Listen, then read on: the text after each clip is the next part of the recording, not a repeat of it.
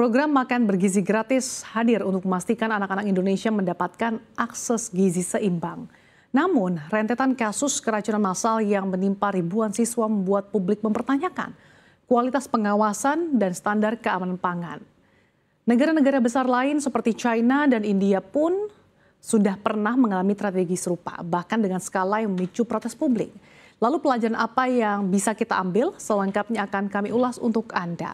Dalam makan bergizi harus jadi solusi, bukan tragedi. Program makan bergizi gratis sebetulnya lahir dengan niat mulia, tapi kenyataan di lapangan justru munculkan persoalan serius. Indonesia tengah diguncang isu serius setelah lebih dari 1.000 anak di Jawa Barat keracunan makanan dari program makan bergizi gratis atau MBG. Melansir dari Channel News Asia atau CNA, kasus ini menambah daftar panjang. Kejadian serupa menyusul sebanyak 800 siswa yang jatuh sakit pekan lalu di Jawa Barat dan juga Sulawesi Tengah. Sorotan kini tak hanya pada kualitas gizi, tapi juga pada rantai pengawasan makanan dalam skema nasional yang menghabiskan anggaran yang sangat fantastis. Seperti diketahui, penyerapan anggaran makan bergizi gratis atau MBG selama 8 bulan pada tahun ini baru terserap sebanyak 13 triliun rupiah. Padahal pagu anggarannya sepanjang tahun 2025 senilai 71 triliun rupiah. Kondisi ini menegaskan bahwa keberhasilan program tidak hanya ditentukan oleh besarnya anggaran, tetapi juga oleh tata kelola yang ketat dan juga transparan. Sementara itu, mantan Direktur Penyakit Menular WHO Asia Tenggara Profesor Chandra Yoga Ditama buka suara, penyebab sejumlah masalah yang berpotensi menyebabkan makanan bergizi gratis atau MBG ini menjadi pemicu keracunan massal. Meskipun memang ia menegaskan bahwa memang keracunan makanan tentu terjadi di berbagai belahan dunia, tidak hanya dihubungkan dengan program makan bergizi gratis. Pria yang kini menjabat sebagai Direktur Pasca Sarjana Universitas Yarsi Adjunct Profesor Griffith University itu mengatakan bila merujuk pada hasil lab pemeriksaan sampel MBG di Laboratorium Kesehatan Daerah di Jawa Barat, setidaknya ada 2 penyebab keracunan makanan. Pertama ialah ditemukannya bakteri yang mayoritasnya ini berupa salmonella pada sampel makanan MBG. Menurut WHO, kontaminasi bakteri salmonella ini dihubungkan dengan makanan tinggi protein seperti daging, unggas, dan juga telur. Kedua, ditemukan juga mayoritas bakteri berupa Bacillus cereus. Ia menyebutkan bila merujuk data dari NSW Food Authority Australia, Bacillus cereus inilah yang dapat menyebabkan keracunan makanan yang dihubungkan antara lain dengan penyimpanan nasi yang tidak tepat. Nah, di luar temuan itu, Profesor Chandra juga mengatakan berdasarkan kajian WHO, keracunan makanan setidaknya dipicu oleh 5 hal. 5 masalah ini sebetulnya juga bisa dideteksi di laboratorium untuk menilai pemicu keracunan makanan. Masalah pertama yang memicu keracunan makanan secara luas ialah ditemukannya salmonella. Hingga ada juga Campylobacter pada sampel makanan korban keracunan. Selain itu juga ditemukan Listeria dan juga Vibrio cholerae. Nah, kedua ini adalah virus yang disebut WHO berjenis norovirus dan juga hepatitis A. Ketiga ialah disebabkan keberadaan parasit seperti cacing trematoda, kemudian ada juga cacing pita. Penyebab keempat yang biasanya memicu keracunan makanan ia sebut yaitu prion. Meski memang kasusnya jarang, prion ini adalah bahan infeksi yang terdiri dari protein, contohnya adalah BSE.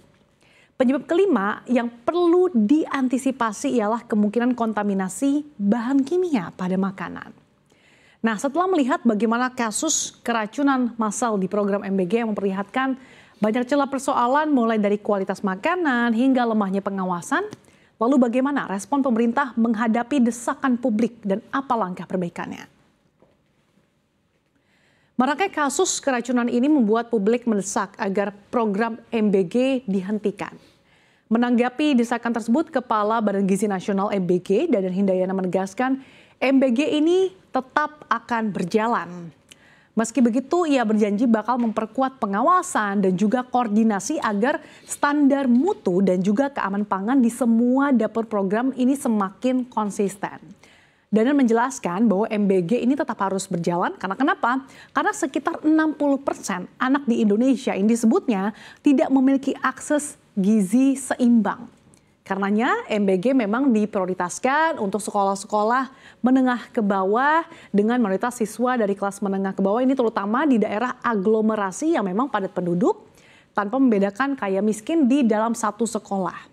Bagian menyebut bahwa prioritas perbaikan saat ini mencakup standarisasi, kemudian pelatihan masak massal untuk satuan pelayanan pemenuhan gizi baru, kemudian pengawasan mutu bahan dan proses produksi di dapur MBG, selain itu juga koordinasi lintas otoritas agar respons cepat saat ada kejadian luar biasa di lapangan.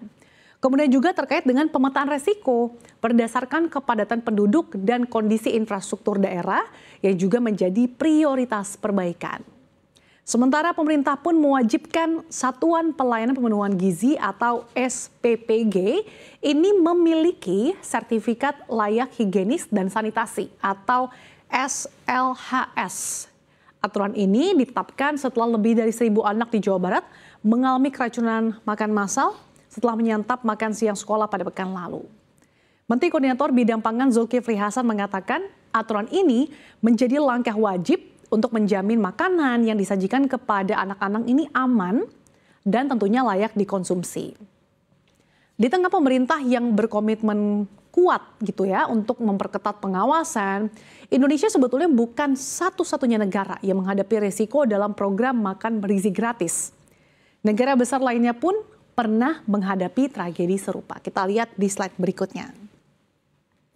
Negara-negara besar seperti China, India ini juga ternyata pernah mengalami tragedi serupa, bahkan dengan skala yang memicu protes publik.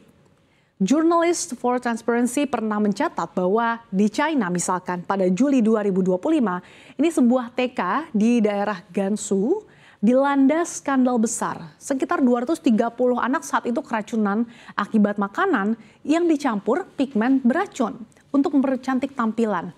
Nah, kasus ini pun langsung ditindak tegas karena saat itu sebanyak 6 orang ini langsung ditangkap termasuk kepala sekolah yang membeli pewarna ilegal secara daring.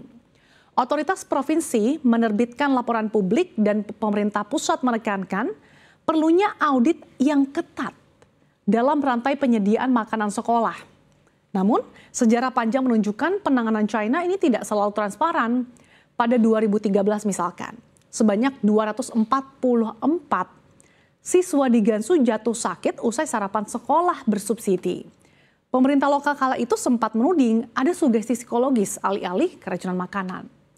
Kritik pun muncul terkait lemahnya pengawasan dan proses tender yang rawan disalahgunakan. Baru setelah tekanan publik dan media internasional, regulasi distribusi makanan sekolah akhirnya diperketat. Sementara itu, kalau kita beralih ke India menghadapi tragedi besar pada Juli 2013 di daerah Bihar. Times of India mencatat sedikitnya sebanyak 22 anak saat itu meninggal dunia setelah menyantap makan siang gratis di bawah midday meal scheme. Investigasi menemukan adanya kontaminasi pestisida, yaitu pestisida fosfor pada minyak masak.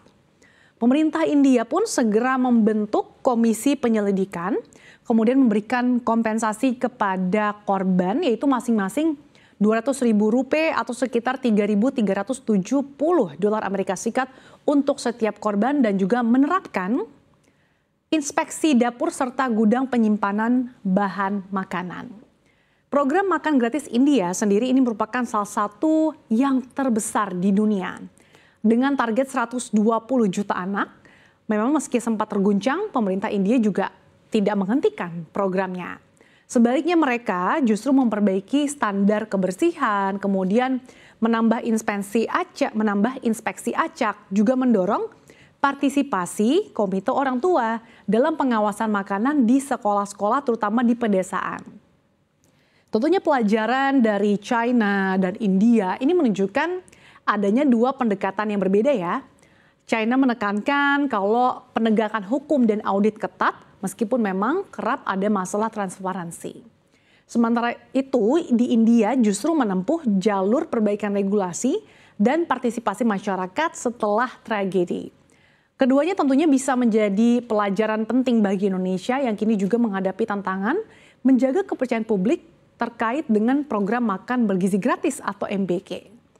Dua pendekatan tentu berbeda, namun sama-sama menunjukkan bahwa program makan bergizi gratis ini bisa bertahan asalkan ada komitmen pada pengawasan yang nyata. Kasus keracunan massal menjadi peringatan keras bahwa program sebesar makan bergizi gratis ini bisa berbalik menjadi krisis bila tata kelola diabaikan. Namun tentunya sekali lagi dengan pengawasan ketat, kemudian transparansi, komitmen bersama, program ini tetap berpeluang menjadi warisan berharga bagi generasi muda Indonesia.